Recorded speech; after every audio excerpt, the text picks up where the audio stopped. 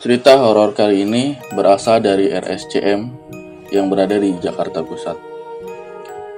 Rumah sakit ini sendiri pertama kali diresmikan dan dibuka pada tahun 1919.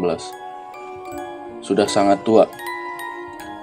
Nyatanya hal itu selaras dengan sangat banyaknya pengalaman mistis di tempat ini. Salah satunya berasal dari seorang mahasiswa yang bernama Romli.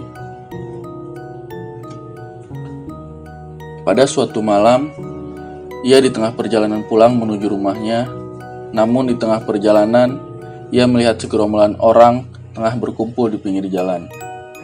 Ia pun lantas menghampiri gerombolan tersebut. Nah, ternyata orang-orang di sana berkumpul lantaran tengah membantu seorang korban kecelakaan. Romli pun lantas menyadari bahwa korban tersebut adalah teman sekampusnya. Dengan bergegas, ia menolong temannya tersebut dan membawanya ke rumah sakit terdekat dengan bantuan warga sekitar. Kebetulan rumah sakit terdekat dengan lokasi kejadian pada waktu itu adalah RSCM. Sehingga Romli pun membawa temannya untuk berobat ke rumah sakit tersebut. Sesampainya di rumah sakit, teman Romli langsung mendapatkan perawatan intensif.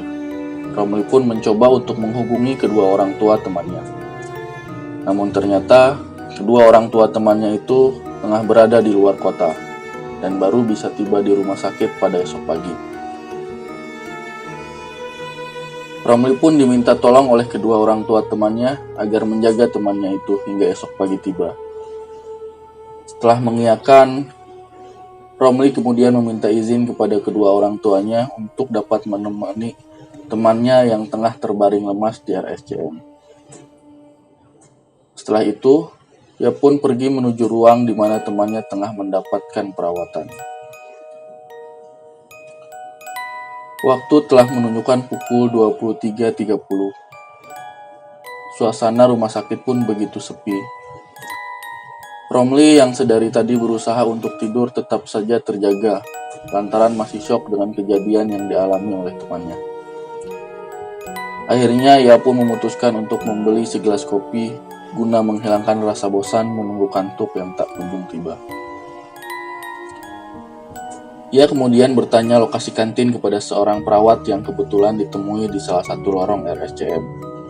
Namun, alih-alih mendapat petunjuk, Romli malah bingung karena penjelasan dari perawat yang sedikit tidak jelas. Akhirnya ia pun memutuskan untuk menggunakan instingnya demi mendapatkan segelas kopi tersebut. Nah, ketika tengah berjalan-jalan di lorong yang gelap, ia mencium aroma obat-obatan yang sangat menyengat. Selang beberapa menit, ia pun mendengar suara aneh seperti orang yang tengah berbisik. Suara tersebut terdengar berasal dari lorong yang ada di depannya. Karena penasaran, ia pun mendekati sumber suara tersebut. Anehnya, ketika Romli memasuki bangsal di mana sumber suara tersebut berasal, suara aneh itu malah hilang. Romli pun melihat sekelilingnya yang tampak sangat berantakan. Kemudian, pandangan Romli diarahkan ke sebuah meja yang terletak di sudut ruangan. Saat itu memang kondisi bangsal sangat minim cahaya, sehingga ia harus sedikit memicingkan matanya guna mendapat penglihatan yang fokus. Setelah berusaha untuk melihat dengan jelas, ia lantas terkejut melihat sepotong kepala wanita berambut panjang tergeletak di atas meja tersebut. Ngerinya, wajah dari wanita itu tampak tersenyum dan tatapan tajam ke arah Romli sambil tertawa cekikikan. Sontak Romli langsung kaget dan lemas dengan apa yang baru saja dilihatnya. Ia pun bergegas keluar dari ruangan tersebut dengan tergesa-gesa. Namun, baru saja sampai di depan bangsal, ia terjatuh lantaran tersandung sesuatu. Setelah mencari tahu apa yang membuatnya tersandung, ternyata ia semakin ketakutan lantaran yang membuatnya tersandung adalah tubuh seorang pria yang tidak memiliki kaki dan tangan. Ngerinya lagi, pria tersebut menatap Romli dengan tatapan kosong tanpa ekspresi. Romli pun segera bangun dan bergegas lari meninggalkan bangsal. hingga akhirnya ia menabrak satpam yang tengah bertugas pada malam itu. Satpam tersebut kaget melihat Romli dengan wajah yang sangat pucat sambil gemetaran ketakutan. Romli lantas dibawa oleh satpam menuju pos untuk ditenangkan. Setelah diberi minum, Romli menceritakan kejadian yang barusan dialaminya. Mendengar cerita dari Romli, satpam itu pun mengiyakan dan menjelaskan bahwa ruangan tersebut merupakan bekas instalasi bedah umum dan sudah lama tidak digunakan. Satpam itu juga menceritakan bahwa di tempat itu memang angker dan cukup sering memunculkan penampakan hantu berupa potongan tubuh manusia.